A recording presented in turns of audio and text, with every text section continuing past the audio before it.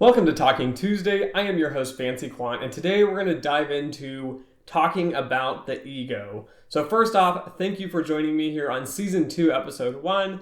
But let's just talk about what the ego is. Is it needed? Is it not needed? We'll kind of figure that out as we go. Okay, so to start off with here, I think a lot of people view ego as negative. I am probably one of these people, but I'll talk about the need and necessity to have an ego, at least from my perspective here. Defining ego simply, though, it's kind of hard to define, but I think a lot of times it's best described as more or less like your internal, personal confidence within yourself. So it doesn't really impact other people in the sense that it doesn't a lot of times matter what other people think, though others' opinions can kind of strengthen your ego, so they can stroke your ego and tell you how great and wonderful you are. But at the same time, it really comes down to your personal perspective on life and who you are. Now, that being said, from a psychology kind of perspective here, right? You could look at it from like your id, your ego, and your superego, where your id is like your natural, desires and inclinations and things. And then your superego is like your morality and your ethics and doing the right thing and worrying about social cues and what other people think about you. And then finally, in the middle there, you have your ego, which is where your perspective of reality kind of comes together. And so I think that's important to kind of keep in the back of our minds, because a lot of times, as we talked about like impostor syndrome and other videos with quants, so again, not all quants experience this, not all people experience this, but there are people such as myself that many times feel like you have some degree at least of imposter syndrome where you never quite feel good enough. And a lot of that comes in from the super ego piece somewhat. Again, it's lacking your confidence. Maybe you think that you have a moral reason, right? I don't think that's actually a valid argument for it, though maybe you could make it. But again, it's really the confidence here. And so let's talk about the different aspects from my perspective on coping and kind of wrestling with my ego, trying to keep it in check, so suppress it in many ways. And now somewhat I feel like I am trying to enhance and grow and push more of my ego out. So I guess in a way I'm trying to grow my ego. I view this kind of as the scale, right? I'm too super ego focused a lot of times, and I should be more towards the id, so pushing more towards that ego side, that id kind of like dynamics there. But when I started business school and I went through the program, it was this really weird feeling, an ego that they build you in many of these schools, that a finance degree was like the best business degree. You were the smart one, right? It was basically like we had discussions about this, and I think a lot of business students still view this way, especially if you come from the finance side. You view as like finance is like the hardest and like the best. And then you view accounting as like, it's up there, right? Because there's math. I'm going to put it in air quotes here because the math involved in accounting and finance is quite minimal until you get into like quantitative finance, which is a whole other area.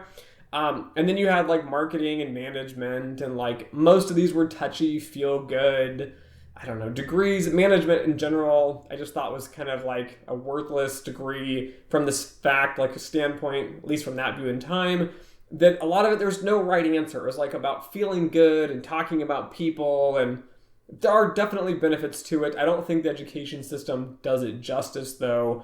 But today we're not going to talk about that. But as a finance student, I felt very confident, and I lived in Eastern Washington State, so in the Pacific Northwest. And we had a cool trading floor in our university, so we were managing money, which I put in air quotes again because almost every school has these now. And there's all these very strict rules to prevent you from losing money and making dumb decisions, but they tell you how great and wonderful you are, and you picked a stock, for example, and pitched it like you were a stock analyst. And then, of course, you were the best and the brightest. And if you made money, it's all you, you're an amazing person. And if you lost money, it's because something else happened or the market screwed up or it's mispriced, right? Put that in air quotes again. But you got a lot of confidence for this. And then for me, I always felt like on top of the world at this point. I'm the best, I'm the brightest, I'm out there. And I remember sitting in an economics class really thinking though somewhat like, my school's not that good. The people around me aren't that bright, right? I'm definitely one of the best people in the finance program and in the university. I'm better than everybody else. And I remember an economics teacher asking us, who are you competing with? And everyone kind of sat there dumbly, like, I don't really care. Like, please finish your lecture. But he stated, like, and I I was that kid that raised my hand, being that super hyper intense business student mentality somewhat. And I answered, oh, we're competing against everybody in the world, right? We're competing, and that's realistically true. I mean, there's nothing wrong with that, but that's who we're competing with. And he said, oh, no, you're realistically just competing with the guys on the other side of the state at the better university, and they're doing more math and more rigor. And therefore, like, you guys really should buckle down. And I don't know, there's a whole rant on how we needed to take our class more seriously, which is fine. But I remember at that point thinking, like, that's really, we're competing with everybody, right? When you apply for a job, when we graduate, we're not competing with the guy next to you in the next seat. And I think that's where a lot of even graduate students today feel like it's combative, and like you can't give the guy next to you like leads or where you're applying to because you don't want competition. This is nonsense in itself. This is an example of bad ego, where if you work together with people, you could all end up getting jobs and winning and helping each other, and you would all end up in better situations. And even if you help the guy next to you and you're like help guide him career-wise, and even if you don't get a job, that relationship still exists, and over time, it might end up paying you back. And again, this ego here gets in the way where you start having this mentality that the world is very competitive, which it is, but at the same time, you start thinking you're the best, like you're the winner, you're the guy that's going to make it all happen. And while I think that is necessary from a business perspective, and more specifically an entrepreneurial perspective here. So most business people will never, ever be an entrepreneur. As someone who's worked at a startup, I can tell you it is pure hell. It is terrible. It is not fun. It is not exciting. It's dangerous. So that's a whole nother topic. But when you, in the entrepreneurial spirit, a lot of times you need a little extra confidence. You need to be able to jump off the cliff here and run with your ideas and make things happen. Where this comes into being a problem is that when you have a well-defined business, so let's say you get the business up and running and it's going, and then you're taking all these risks to get it there, and you make it, and you're a big corporation or you're somewhat successful in your own realm, right? If you keep taking really risky bets a lot of times, eventually you're going to run out of luck, or you're going to run out of intelligence, or you're going to be overconfident when you shouldn't be, and you're going to make a terrible decision, and you're going to lose the company, and it's going to go bankrupt. So I've seen this time and time again, in different historical perspectives here and talking to different people that have actually been entrepreneurs, like real entrepreneurs that have ran businesses. You have to balance the ego in your overconfidence with actual like knowledge and information. And one of, I think, the important aspects, which they teach you in business school, which is a big positive, is that business schools teach you to make decisions in uncertainty. Right? That's the goal. In business, you're never going to have all the information to make a decision. So therefore, it's beneficial to make decisions in uncertainty, but trying to make good decisions. Now, whether business programs actually successfully teach and train and give all this information is a whole other argument. But in general, that's the gist. And so you try to build skills and confidence in business students so when they become managers and they have ideas, they push for it and they grow. And I think this leads to somewhat career success in general, where you have disagreeableness as a trait that actually helps predict how successful you are in a career. But the real advantage here of being disagreeable is being able to state your ideas, have confidence in those ideas, and then be able to execute the idea correctly, the plan, right? Being able to do that. I have found in my career, for example, I'm known to be somewhat disagreeable, somewhat argumentative sometimes. But in general, I try to go with the flow. And one of the reasons for this, again, is that balance that you need. When you have a good idea, you have something that's impactful, and you want to make your impression, and you know it's the right thing to do, a lot of times it makes sense to stand up against, management and other colleagues and say, this is what we need to do, this is why we need to do it, and pitch it and be disagreeable, even if it creates somewhat of tension and arguments. And I call this a lot of times rocking the boat, right? Everybody's comfortable where we're at. If you rock the boat, people are uncomfortable. But as the saying goes, right, don't tip the boat over. So one argument and one thing to realize is if you always are arguing and you're argumentative and you're causing tension and stress in the business, even for simple, like little things that don't really matter, what ends up happening is you basically tip the boat over. So people are upset because you're always causing issues. You're never correct. You're causing like stress between employees and colleagues and managers. And a lot of times they'll just get rid of you.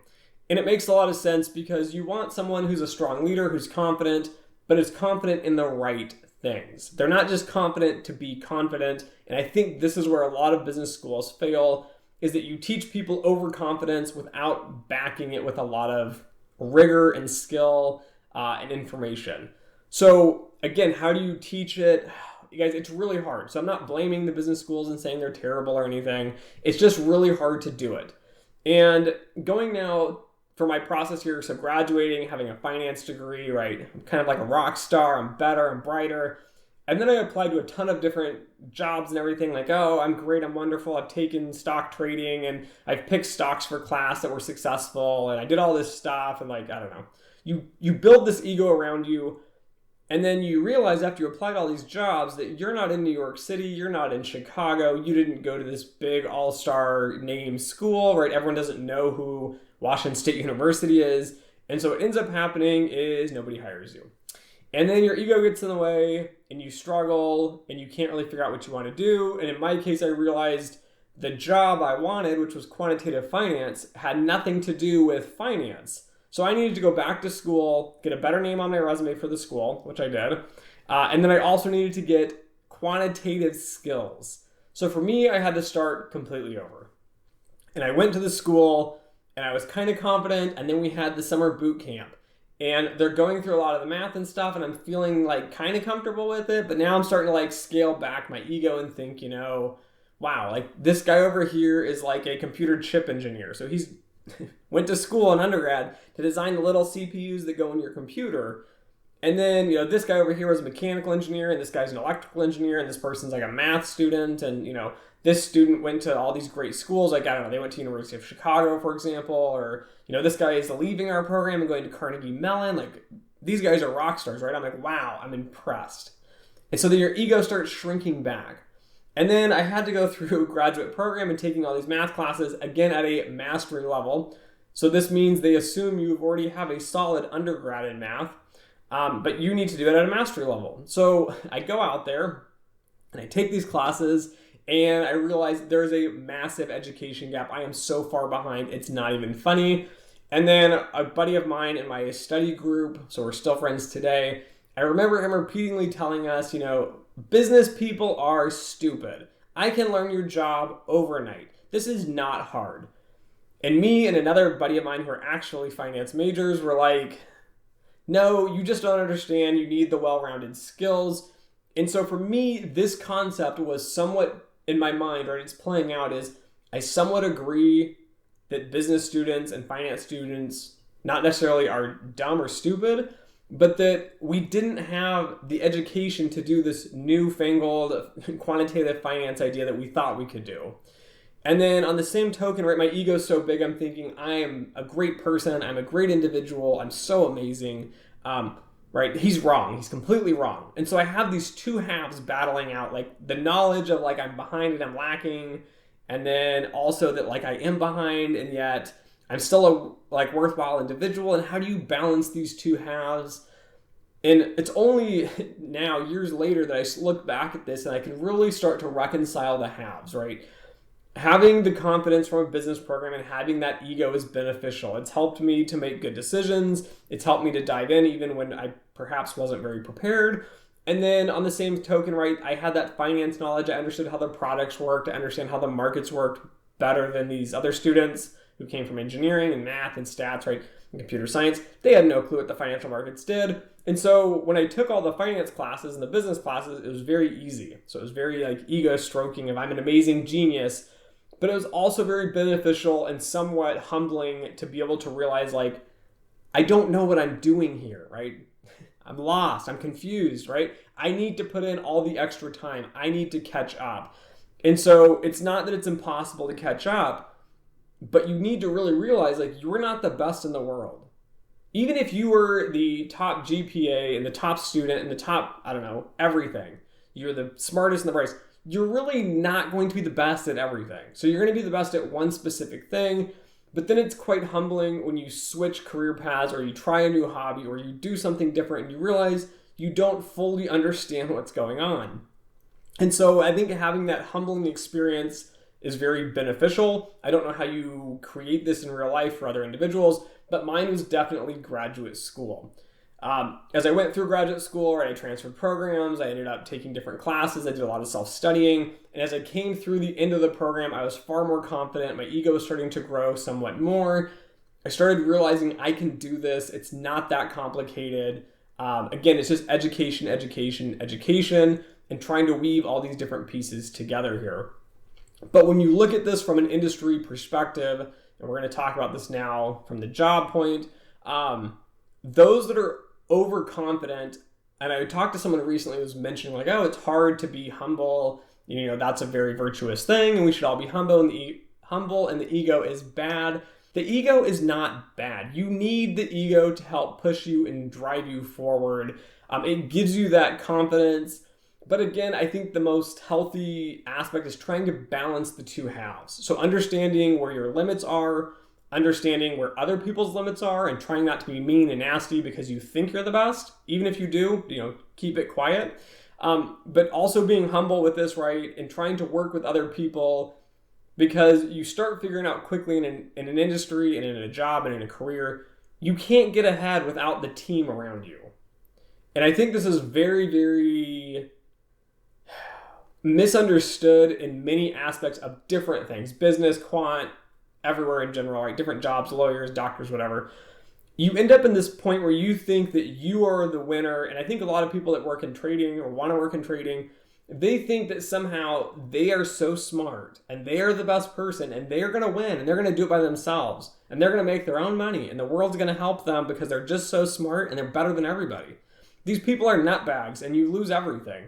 Because the secret here is when you look at these big trading firms, they've got a guy that's a mathematician or a quant, and he is excellent. He is one of the best.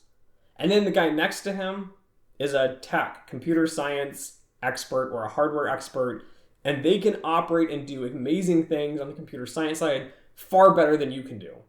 And then the next guy, right, let's say he's a manager, he knows the markets, he's looking at different things. He's going to outmanage the team. And then you're going to have a statistician, you're going to have all these people. As one individual, you can't be the best at everything. And this is how you build successful companies and teams and careers, is you have to surround yourself with excellent people that are the best in very specialized fields. And then you need someone to bring it together. You need that business person a lot of times to bring together the management style, bring together the team, and utilize and optimize all the pieces efficiently. Now, getting this to happen is very challenging, but you have to realize, I think trading in general is a really good experience because it crushes the souls of many people and you realize you're not that smart. You need the team around you. You need to trade at a very optimal level here. But again, in the industry, it's hard, I think, sometimes to check that ego, especially if you're in a lot of these quant firms, because you might be the best mathematician on the team. But again, having that team educating and bringing people with you is a very important aspect. Now, that being said here, right, the hard part about managing an ego when you start progressing through a career and doing better, especially if you're younger or, you're the best at this role or whatever, there's all kinds of, scenarios you could think about here from banking and trading and just jobs in general. Sometimes you want to stand up and you want to be like, I am the best, basically I owned you on this, you should do what I tell you to do, because it's hard to get people to work with you a lot of times, and it's hard if you are right and people don't listen, and so you have that ego. But again, the struggle here is being confident enough to speak up and say, I don't agree with what we're doing. I think we should do this differently. This is why. Being able to do that is important, and you're not going to get ahead in a career if you're not somewhat disagreeable and you don't have that confidence to move forward. But at the same time, what's very, very risky is when you have people that have overconfidence like this and they are telling you to do things and they don't have actual backing or information to go off of. And yes, this sounds kind of shocking to some people, But everywhere I've been in life, you find this. There's always someone that's over cocky, overconfident. These people are vast risks in life in general. And in banking and finance, these people are essentially like toxic.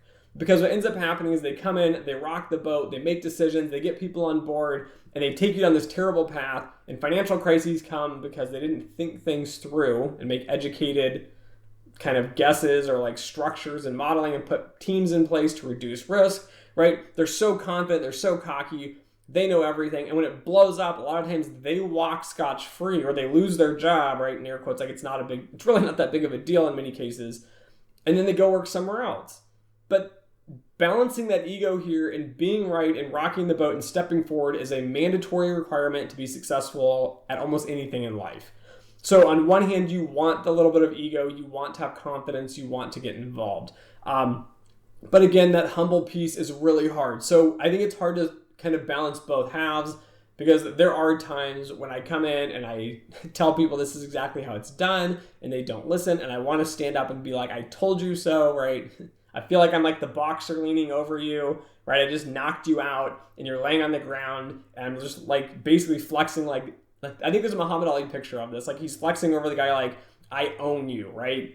I'm better than you and I told you so. And it's beneficial again to rock the boat. But when there are times like these, in my head, this might be playing out, but you have to learn to be humble. Like I still need that guy. I still need him if he's on my team. If he's on another team and I'm trying to work with them, I'm going to have to work with them across time. And so being able to balance these halves is very challenging. Again, coping with the different halves I think is really hard for a lot of quants. So I know quants and business people, for those of you that don't know, don't get along a lot of times because business people are overconfident and cocky about management and think that only the business creativity matters, and quants think only the math and stats matter. And the reality is you need both halves. You need to work as a team. And again, that humbleness and that cockiness need to be balanced. And I don't think you're ever going to get to a point in your life where you have this perfectly figured out and life just smooth sails. And I think it's beneficial if you understand and grow and cope and learn how to actually utilize both halves. Like when do you need to play a stronger ego? When do you need to step back and be a little bit more humble? So that's my take on the ego here. I'm hoping you guys learned a little bit from the story.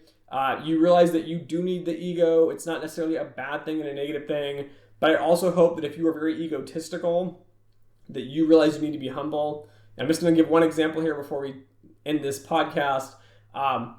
One common mistake I see a lot, it doesn't matter who's interviewing, business, quant, whatever, is overconfidence in an interview with an expert. So I've had multiple interviews where I've interviewed people, and you have time series written on your resume. And as many of you know, I am somewhat of a time series guru here. And so what ends up happening is you come in and you say, Dimitri, I know everything on time series, this, and this. And they try to like lay it out. So I'll ask you a question like, okay, let's say you have a model and this happens, that happens. And they go, oh, you do this, and this. And they're so confident, they know everything. And realistically, now I'm just getting irritated with you like, A, you're wrong. That's not correct. And B, your intense over like alpha male toxicity crap that you're trying to pull here. This is not good for teamwork. This is not good for an interview. And now you're just essentially making me irritated because you think you know everything, but you don't. You're a little peon student here. So my ego might be coming in, but you're not going to win this. And so when you do this in an interview, a lot of times it either will just politely go through the questions, let you think you're everything, whatever, and then I just move on. It's not a big deal. That's probably the best way to handle it. I have had an interview where somebody started touting they knew all this stuff and whatever, and they were wrong, and I literally just crushed their soul because it needed to be crushed out of them because this student didn't really understand how to interview. And I gave them hard feedback at the end that you need to learn to scale it back. And by the way, you are wrong on all these things and you don't know what you're talking about. You are far better to come in on a humble perspective here because you are on the bottom level here, right? You're not rocking the boat strategically. You're just being a dick. So that's just the final wrap up here, right? Learn to be humble, learn to manage the dynamics of teams, for example. It's very hard, I know. There's no secret formula to doing this perfectly. I struggle with this every single day that I go to work, every single day on the weekend. I shoot videos, right? How do I project to you guys that I'm confident? How do I show you that I know what I'm doing? But also not being mean and nasty and pretending I know things that I don't know, because if I don't know, I shouldn't be telling you, like, this is exactly how things work. And so trying to balance that is very challenging. But anyways, thanks for listening. Don't forget to like, share, and subscribe. And as always, until next time.